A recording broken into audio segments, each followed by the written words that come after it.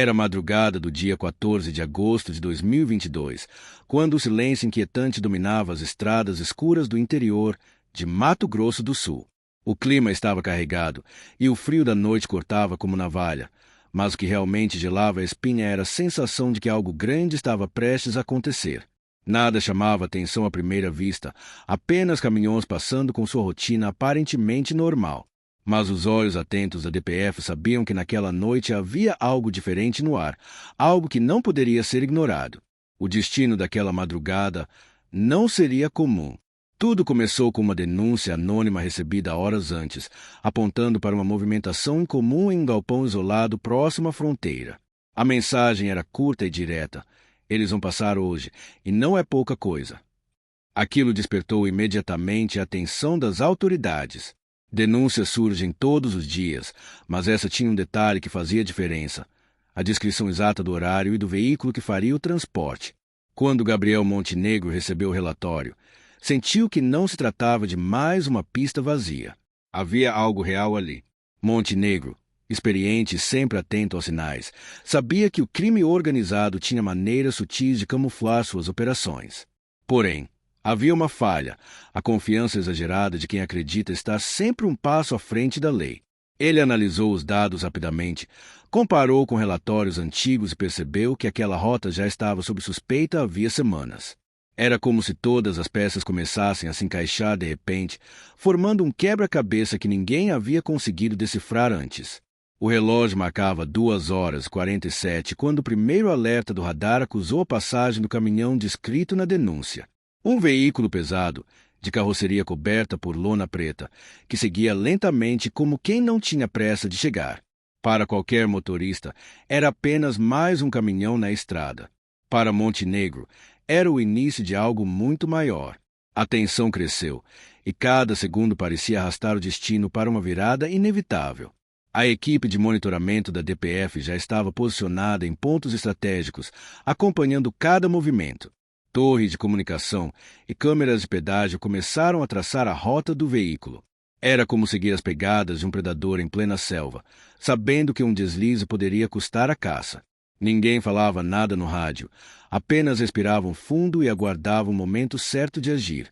O silêncio era sufocante e a escuridão da madrugada apenas reforçava a gravidade da missão. Foi então que Gabriel Montenegro recebeu uma mensagem cifrada confirmando que o caminhão havia saído do galpão indicado na denúncia. O veículo não viajava sozinho.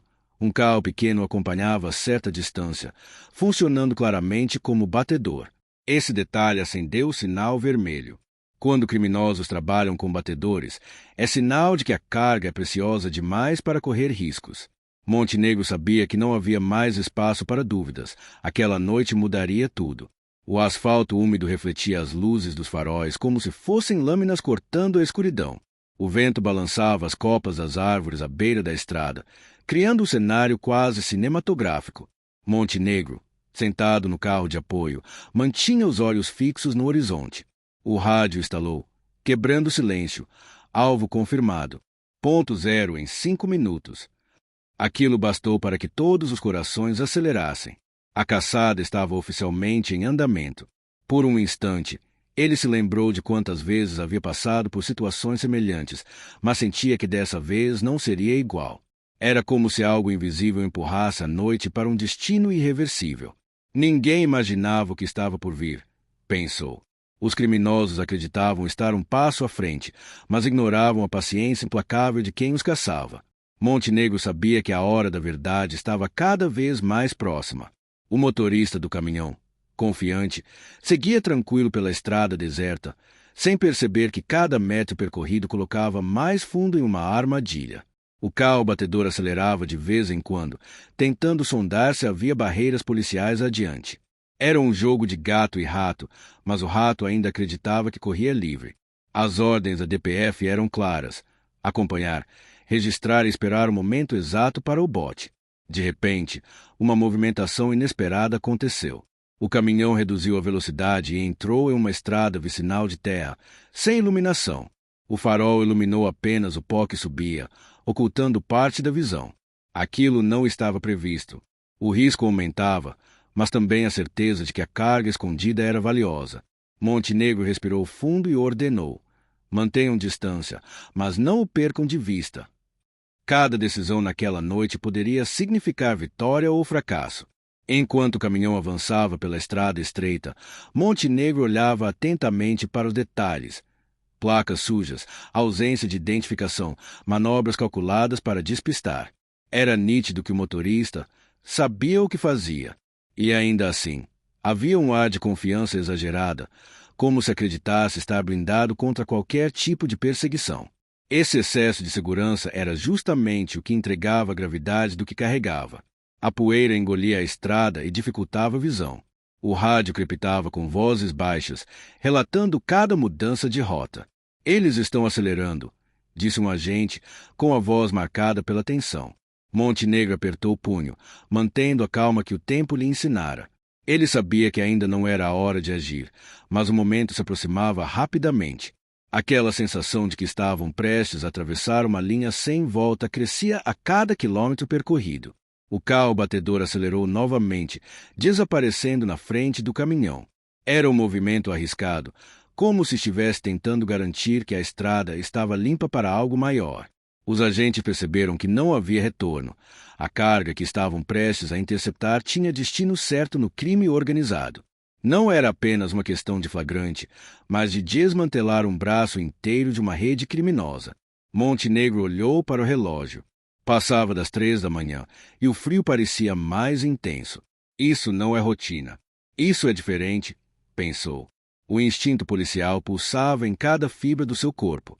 Ele sabia que em breve os criminosos cometeriam um deslize, e esse seria o momento de atacar. Mas até lá, o jogo de paciência e precisão tinha que continuar. O rádio voltou a chiar, trazendo informações de uma equipe de apoio posicionada adiante. Confirmamos movimentação suspeita em outro ponto. Podem estar conectados. A notícia soou como mais uma peça caindo no tabuleiro. O caso estava longe de ser simples. A cada nova informação, Montenegro tinha mais certeza de que aquela operação revelaria algo muito maior do que todos imaginavam. No fundo, a estrada deserta parecia observar em silêncio, como se guardasse um segredo sombrio. O caminhão seguia firme, desafiando a paciência dos agentes. Montenegro fechou os olhos por um segundo e se concentrou. A noite está apenas começando, murmurou. Não havia mais espaço para recuar, e cada segundo aproximava a equipe da verdade. O motorista do caminhão acendeu um cigarro e abriu o vidro, jogando a fumaça para fora. Um gesto simples, mas se carregava uma ironia. Ele realmente acreditava que estava seguro. Aquele ato ficou registrado na mente de Montenegro como a prova de que os criminosos subestimavam a força que os caçava. Ele não tinha dúvidas, logo o disfarce cairia. De repente, um reflexo metálico chamou a atenção. O caminhão passou por um trecho mal iluminado e as luzes revelaram a marca de solda mal feita na carroceria. Era discreta, mas suficiente para entregar que a carga estava escondida em compartimentos falsos. Montenegro sorriu de canto, pois agora tinha a confirmação que precisava. Não era apenas mais uma suspeita, era prova viva de que estava no caminho certo. A estrada de terra começou a se estreitar ainda mais, como se levasse a um ponto específico longe dos olhos da cidade. Montenegro sabia que algo aguardava no fim daquele trajeto. A ansiedade tomava conta da equipe, mas ninguém se deixava levar pela pressa. Cada movimento era calculado, cada decisão precisava ser precisa. O jogo estava apenas começando. E foi aí que tudo começou a sair do controle. O amanhecer chegou com a tensão ainda pulsando no ar. Após aquela madrugada em comum, a DPF não tinha mais dúvidas. O caminhão transportava algo de proporções inimagináveis. Gabriel Montenegro se reuniu com a equipe logo cedo, em uma sala fria e iluminada apenas pela luz branca dos refletores. Sobre a mesa, relatórios, mapas e gravações se acumulavam, como peças de um quebra-cabeça complexo demais para ser montado de uma vez só. O clima era sério, e todos sabiam que não havia margem para erro. O primeiro movimento oficial foi a abertura de uma investigação conjunta entre a DPF e a inteligência policial. Interceptações telefônicas foram autorizadas às pressas, buscando qualquer rastro que pudesse confirmar a origem e o destino daquela carga misteriosa.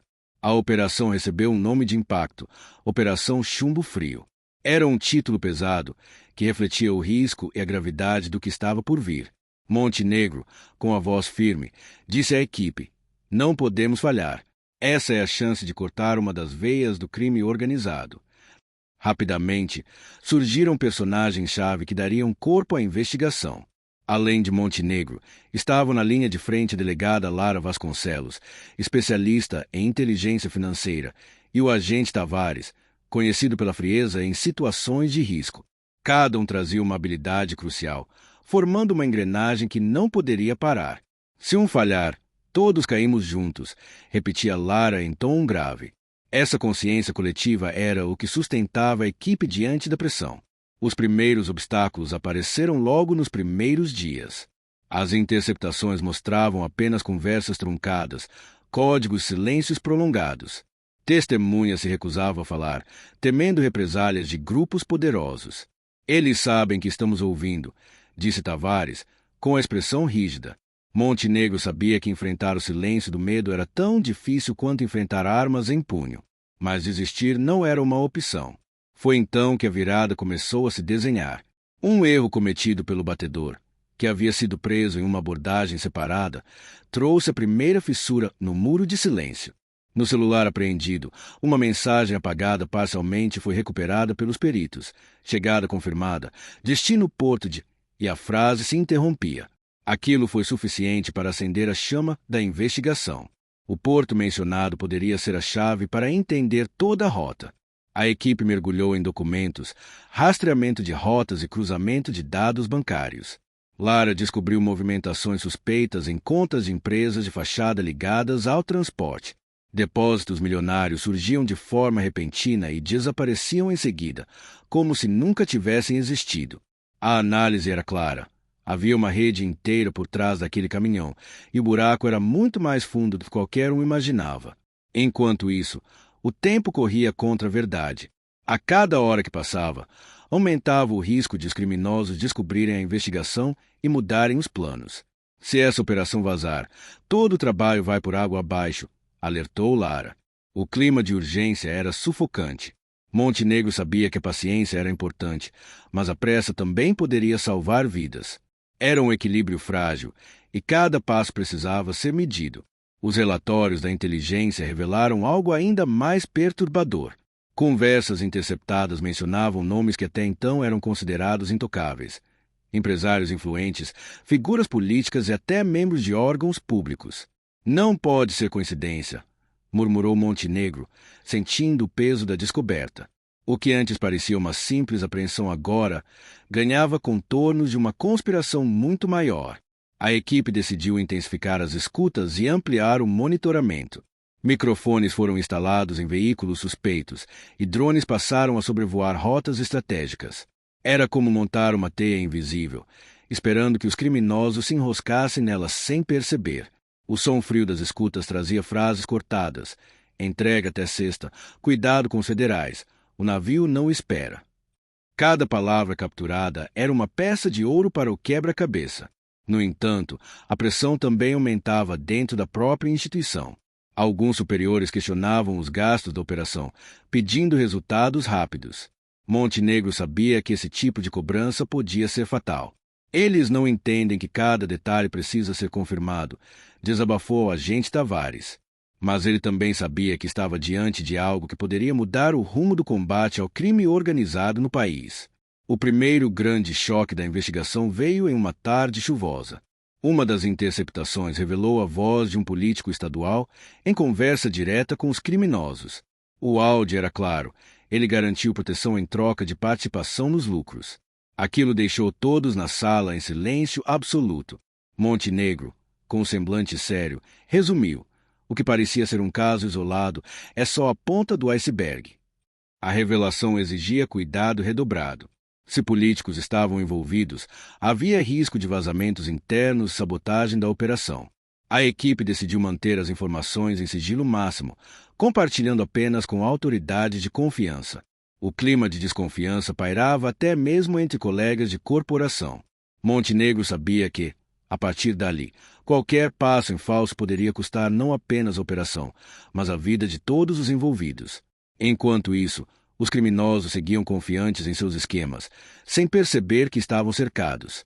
Os investigadores descobriram que o porto mencionado na mensagem era o de Paranaguá, um dos mais movimentados do país. O caminhão interceptado era apenas uma fração de um carregamento milionário que estava prestes a sair do Brasil com destino a organizações internacionais. Cada nova descoberta reforçava a gravidade da situação. Lara montou uma linha do tempo das operações criminosas e os números eram estarrecedores. Toneladas de cargas ilegais já haviam passado despercebidas, financiando armas, drogas e corrupção em larga escala. O sentimento na sala era de indignação, mas também de determinação. Se não cortarmos agora, nunca mais teremos outra chance, disse Montenegro, batendo com força na mesa. O relógio marcava dias intensos, sem descanso. A equipe dormia pouco, comendo às pressas e vivendo em função da operação. A pressão psicológica era imensa, mas o foco era maior ainda. Cada olhar trocado dentro da sala dizia a mesma coisa. Não havia como voltar atrás. O caminho escolhido levava apenas em uma direção, até a verdade completa, custasse que custasse. O envolvimento de figuras públicas tornava tudo ainda mais perigoso. O medo de represálias crescia, mas ao mesmo tempo fortalecia a coragem de avançar. Montenegro lembrava constantemente à equipe: estamos mexendo com monstros, mas monstros também sangram. Essa frase virou uma espécie de mantra silencioso, repetido mentalmente por cada agente em momentos de cansaço. Enquanto o mundo seguia sua rotina, os agentes viviam dias em câmera lenta, esperando o momento certo de agir. Cada avanço era comemorado em silêncio, cada descoberta era guardada como um tesouro. A paciência, aliada à estratégia, formava a base de uma operação que prometia ser histórica. No fim de mais uma reunião exaustiva, Montenegro olhou para os mapas e respirou fundo. Ele sabia que ainda estavam longe do fim, mas também sabia que já tinham ido longe demais para recuar. O próximo passo seria decisivo, e não haveria espaço para hesitação. O peso daquela investigação não cabia mais apenas nos ombros da DPF. Agora, era o país inteiro que estava prestes a encarar uma verdade incômoda. E assim, entre silêncios, descobertas e traições ocultas, a investigação ganhava corpo e força. O que começou como uma denúncia anônima agora revelava um esquema que atravessava a fronteira. Se tocava pessoas de alto escalão. Montenegro, olhando fixamente para os relatórios, resumiu em uma frase: estamos cutucando o vespeiro, e a qualquer momento ele pode explodir. Era noite quando a ordem finalmente foi dada. A operação entraria em ação. O clima era de guerra. Helicópteros da DPF sobrevoavam discretamente a região do porto, enquanto equipes terrestres se posicionavam em pontos estratégicos. O som dos motores abafados, os rádios chiando e as botas batendo no chão criavam uma atmosfera de tensão quase insuportável. Gabriel Montenegro, de colete à prova de balas, ajustou o rádio no ombro e disse: é hoje que descobriremos tudo. Sem margem para erro. A cena parecia a saída de um filme.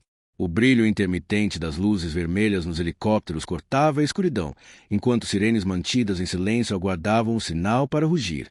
O porto de Paranaguá estava iluminado, com caminhões, contêineres e trabalhadores circulando, sem imaginar que naquele instante a maior operação da década estava prestes a acontecer. Montenegro sentiu o coração acelerar, mas sua expressão permanecia firme, refletindo a responsabilidade de liderar aquele momento. De repente, a ordem ecoou no rádio: iniciar agora. As viaturas avançaram em sincronia, bloqueando as saídas principais. Helicópteros iluminaram a área com holofotes poderosos, transformando a noite em dia. Os criminosos, pegos de surpresa, tentaram correr em todas as direções, mas foram rapidamente cercados. O barulho das botas ecoava no concreto, enquanto agentes gritavam: Polícia Federal, deita no chão. Ninguém se mexe. A operação estava em curso. O alvo principal era um armazém no setor 3 do porto, onde contêineres estavam prontos para embarcar. Montenegro liderou a equipe de invasão. A porta de aço foi arrombada com explosivos controlados e o estrondo reverberou por todo o local. O ar se encheu de poeira e cheiro de pólvora, enquanto os agentes entravam em formação, armas em punho. O clima era sufocante e cada segundo parecia durar uma eternidade. Lá dentro, a cena era estarrecedora. Pilhas de caixas, algumas ainda abertas, revelavam armas de grosso calibre embaladas com precisão militar. Rifles, pistolas, munições em abundância, tudo pronto para ser enviado ao crime organizado. Em outro ponto, contêineres estavam repletos de pacotes prensados, claramente drogas, escondidos em fundos falsos. Montenegro respirou fundo ao ver aquilo. Aqui está a prova que precisávamos, disse, com voz firme. Os criminosos tentaram reagir. Alguns armados abriram fogo contra os agentes, transformando o armazém em um campo de batalha. Tiros ecoaram, estilhaços voaram e o som metálico das balas ricocheteando contra as paredes deixava claro o perigo. Montenegro, com sangue frio, coordenava cada movimento. Avança pela direita. Cobre a retaguarda, gritava pelo rádio. Em poucos minutos, os criminosos foram dominados, mas o susto deixaria marcas. Em meio à confusão, Montenegro encontrou algo que mudaria ainda mais o rumo da investigação.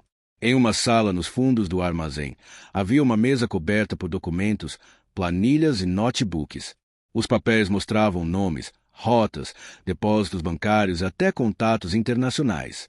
Era a espinha dorsal de toda a operação criminosa. Aquilo não apenas confirmava suspeitas, mas revelava a dimensão global do esquema. Enquanto os agentes recolhiam o material, os rostos dos criminosos eram de puro desespero. Alguns gritavam inocência, outros tentavam negociar, mas a maioria permanecia em silêncio absoluto. O olhar de Montenegro, frio e calculista, dizia tudo. A verdade agora não podia mais ser escondida. Ele sabia que aquele momento era histórico. O peso da descoberta não era apenas policial, mas social e político. No lado de fora, vizinhos e trabalhadores observavam atonitos a movimentação. Muitos murmuravam entre si, chocados ao perceberem que por tanto tempo viveram ao lado de algo tão perigoso. Crianças olhavam assustadas, enquanto mães tentavam afastá-las da cena. O choque da comunidade era prova viva de como o crime organizado se infiltrava no cotidiano sem ser notado. Em meio às apreensões, um dos criminosos capturados quebrou o silêncio. Com o rosto suado e voz trêmula, confessou: "Vocês não entendem. Isso é só uma parte. Tem gente grande por trás. Se eu falar, não saio vivo daqui." Montenegro fixou os olhos nele e respondeu: "Você já está dentro do olho da tempestade. Agora só resta escolher de que lado vai ficar." A confissão foi registrada e guardada como ouro. Na contagem final, a apreensão superava todas as expectativas. Foram toneladas de drogas, dezenas de armas de guerra e milhões em dinheiro vivo escondido em compartimentos secretos. O impacto da operação era tão gigantesco que, em poucos minutos, a notícia começou a vazar para os veículos de comunicação. Helicópteros de imprensa sobrevoavam a região e repórteres tentavam registrar imagens da ação. O clímax se intensificou quando os documentos apreendidos revelaram algo ainda mais grave. Entre os papéis, havia contratos assinados por empresas de fachada que ligavam diretamente políticos e empresários influentes ao esquema. Era a prova concreta de que a corrupção estava entranhada até o pescoço naquela operação criminosa. Montenegro fechou os olhos por um segundo e pensou: o que estava por trás disso era ainda pior. O choque se espalhou entre os agentes. Alguns não acreditavam no que viam. Era como se um véu tivesse sido rasgado, revelando a podridão escondida por trás de aparências respeitáveis. Lara, ao folhear os papéis, murmurou: "Isso não vai parar aqui. Se levarmos isso adiante, vamos enfrentar monstros ainda maiores." Montenegro assentiu em silêncio. A hora da verdade tinha chegado, mas ela trazia consigo um fardo pesado. A reação dos detidos era variada. Alguns imploravam por proteção, outros tentavam calar-se na esperança de que o poder de seus comparsas os livrasse da prisão. Mas Montenegro sabia que aquela operação não era apenas sobre capturar criminosos. Era sobre revelar uma rede de corrupção que se alimentava da violência e do medo. Ele respirou fundo e disse à equipe: "Hoje não desmantelamos apenas um carregamento. Hoje expusemos o império." Enquanto os criminosos eram algemados e levados, o som das sirenes começou a ecoar forte pela cidade. A operação já não era segredo. O país inteiro, em poucas horas, saberia da apreensão milionária e do envolvimento de nomes poderosos. Montenegro olhou para o horizonte iluminado pelos holofotes e sentiu o peso da responsabilidade. A batalha estava vencida, mas a guerra estava longe de terminar. De volta à base, os documentos eram analisados com rigor. Cada folha, cada assinatura, cada depósito revelava um pedaço do quebra-cabeça. O caso já não era apenas uma operação policial. Era uma bomba prestes a explodir no cenário político e social. Montenegro sabia que, ao cruzar aquela linha, não havia mais retorno. A verdade estava à mesa e ela cobraria um preço alto. O relógio marcava quase 5 da manhã quando a operação foi oficialmente encerrada no porto. Mas para Montenegro, era apenas o começo de uma nova etapa. Ele sabia que as consequências viriam em cascata: prisões, denúncias, retaliações, talvez até tentativas de silenciamento. A verdade agora não pode mais ser escondida, repetiu para si mesmo, como quem sela um pacto com o próprio destino. E, ao guardar os documentos em uma pasta marcada como sigilosa, Montenegro concluiu: se essa noite foi a hora da verdade, o que vem depois será ainda mais doloroso. Porque a verdade, quando aparece, arranca máscaras que muitos não querem perder. O sol mal havia nascido quando as primeiras manchetes começaram a pipocar em todos os canais de televisão. DPF apreende carga milionária do crime organizado. Estampava a tela em letras vermelhas. As imagens dos helicópteros, das viaturas cercando o porto, das armas apreendidas se repetiam em loop, deixando a população em choque. Nunca antes uma operação havia revelado tamanha quantidade de armas, drogas e dinheiro vivo em território nacional. O país acordava com uma mistura de medo e admiração. A reação da mídia foi imediata. Emissoras interromperam suas programações. Rádios abriram espaço para debates, portais de notícia registravam recordes de acessos. O nome de Gabriel Montenegro era repetido em entrevistas, análises, reportagens especiais. Ele se tornará símbolo de resistência contra o crime organizado, mas também alvo de questionamentos. Até onde vai a coragem de enfrentar interesses tão poderosos? Indagava um comentarista em tom solene. A sociedade reagiu em uníssono. Nas redes sociais, mensagens de apoio à DPF se multiplicavam. Hashtags como hashtag Operação Chumbo Frio e hashtag Montenegro na Luta viralizaram em poucas horas. Ao mesmo tempo, surgiram vozes desconfiadas, temendo que tudo fosse abafado pelos interesses políticos expostos nos documentos. Se mexeram com tubarões, quem vai proteger os mergulhadores? Escreveu um usuário, refletindo a preocupação de muitos. O governo, pressionado pela magnitude do caso, não teve escolha a não ser se pronunciar. Em cadeia nacional, o ministro da Justiça elogiou a operação e prometeu tolerância zero contra o crime organizado. Mas entre as palavras bonitas, havia uma sombra perceptível. Muitos sabiam que políticos influentes estavam diretamente envolvidos, e a promessa de tolerância zero parecia frágil diante de tantas conexões reveladas. Enquanto o debate público ganhava força, medidas emergenciais começaram a ser tomadas. Uma CPI foi instaurada para investigar o envolvimento de autoridades nos contratos fraudulentos encontrados nos documentos. Parlamentares discutiam em tom exaltado, enquanto a população exigia transparência. Montenegro acompanhava tudo à distância, ciente de que sua vida havia mudado para sempre. O anonimato de outrora havia sido substituído por holofotes que poderiam tanto iluminar quanto queimar. O impacto da investigação também se refletiu dentro da própria polícia. Houve exonerações de chefes regionais suspeitos de facilitar a passagem de cargas legais. Novas diretrizes de monitoramento em portos e fronteiras foram implementadas às pressas. Peritos relataram que a apreensão equivalia a meses de trabalho para o crime organizado, desmantelando rotas inteiras de fornecimento. Era como cortar o oxigênio de uma estrutura que se acreditava intocável. No entanto, as consequências inesperadas começaram a surgir. 2 empresários citados nos documentos foram encontrados mortos em circunstâncias suspeitas. A versão oficial falava em suicídio, mas a sociedade não comprava essa explicação. Queima de arquivo, diziam analistas, lembrando que o crime organizado jamais deixa pontas soltas. Para Montenegro, era a confirmação de que a guerra estava apenas começando. A tensão se espalhava em todas as direções. Colegas da DPF recebiam ameaças veladas, familiares de agentes eram seguidos na rua e até jornalistas envolvidos na cobertura do caso passaram a andar escoltados. A ferida exposta não se restringia ao porto de Paranaguá, mas se espalhava como uma infecção silenciosa por todo o sistema. Montenegro sabia que a cada avanço, a retaliação viria mais pesada. No cenário internacional, o impacto foi imediato. Agências estrangeiras entraram em contato com a DPF, oferecendo cooperação e investigações conjuntas. Havia suspeitas de que a carga interceptada estava ligada a cartéis internacionais, até ao financiamento de grupos paramilitares em outros países.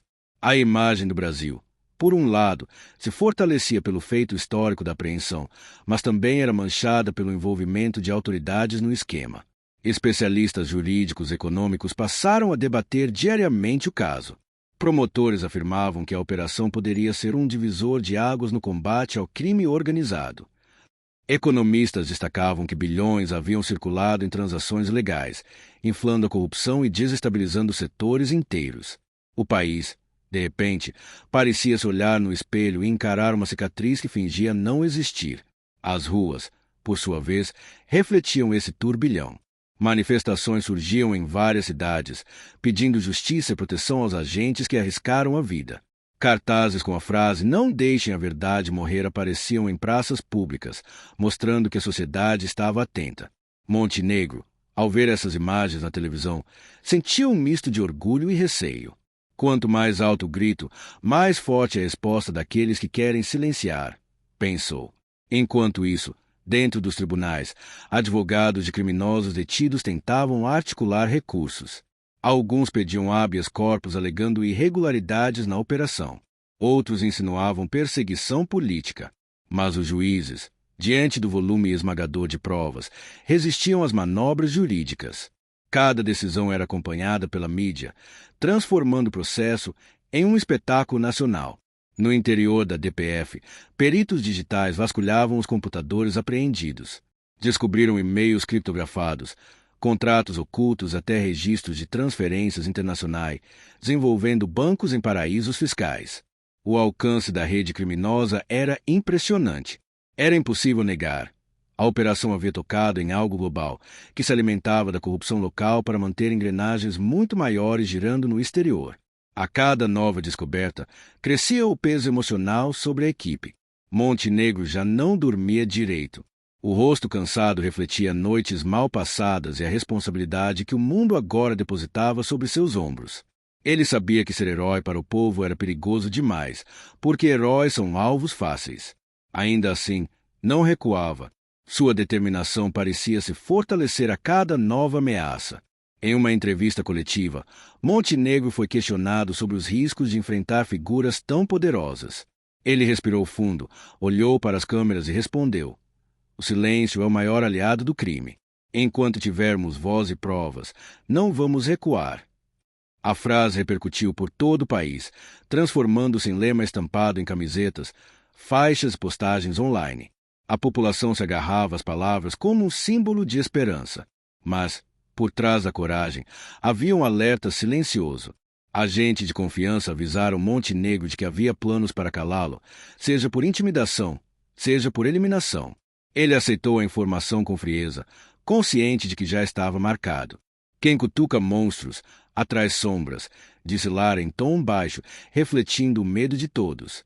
Mas Montenegro apenas respondeu: "Se não enfrentarmos, seremos nós as sombras." O país se viu diante de um dilema cruel. De um lado, a chance histórica de desmontar um império criminoso. Do outro, o risco real de que forças ocultas destruíssem a investigação por dentro. A cada passo dado pela DPF, crescia a sensação de que a linha entre justiça e sobrevivência se tornava mais tênue. A pergunta ecoava em todos os cantos: quem mais sabia? E se calou. O silêncio da noite parecia pesar mais do que qualquer barulho ensurdecedor das operações passadas. No apartamento modesto onde se refugiava, Gabriel Montenegro encarava a cidade pela janela. As luzes da metrópole brilhavam como pontos distantes, lembrando que havia muito a proteger, mas também muito a perder. Cada rua iluminada era um lembrete da vida comum que seguia, alheia ao peso da guerra travada nas sombras. Ele respirou fundo, perguntando a si mesmo se realmente valeria a pena. Enquanto fitava o horizonte, recordava cada passo da operação. O início, Com uma simples denúncia anônima, a investigação que revelou um império, o confronto tenso no porto e, por fim, a repercussão que abalou não apenas a DPF, mas toda a estrutura do país. Em poucos dias, a vida havia se transformado em um turbilhão. Montenegro entendia que não era apenas sobre armas ou dinheiro, mas sobre a luta pelo direito de viver sem medo em uma sociedade justa. As palavras de Lara ecoavam em sua mente. Quem cutuca monstros, atrai sombras. Ela estava certa. A cada avanço, o risco aumentava.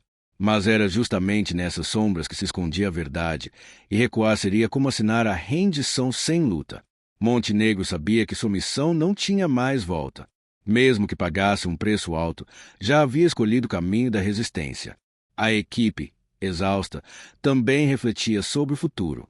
Alguns cogitavam pedir transferência, outros se fechavam em silêncio, tentando processar o que haviam vivido. Mas todos tinham em comum a certeza de que estavam diante de algo maior do que eles mesmos. Um sentimento de responsabilidade coletiva pairava no ar, como se cada agente carregasse em suas costas a esperança de milhões.